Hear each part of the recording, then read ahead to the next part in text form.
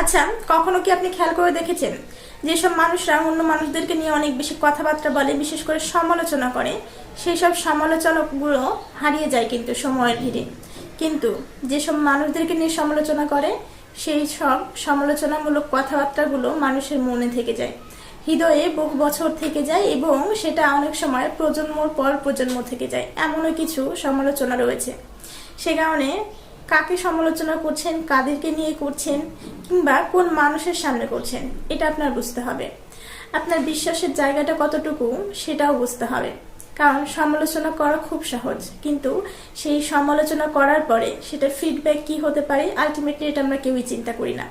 আমাদের প্রত্যেকটা মানুষকে বুঝতে হবে আমরা সমাজে বাস করি, এবং সমাজের আশেপাশে যেমন গসিপিং রয়েছে, যেমন খারাপ কিছু রয়েছে, ভালো কিছু রয়েছে। আপনার লাইফে বা আপনার জীবনে আপনি শুধুমাত্র নিজের কাজকর্ম করবেন, অন্যকে নিয়ে সমালোচনা করবেন এমনটা না। ভালো কিছু ইফেক্ট করবে, ইম্প্যাক্ট ফেলবে এমন কিছু করাও আপনার জন্য কিন্তু দায়িত্বের মধ্যে পড়ে।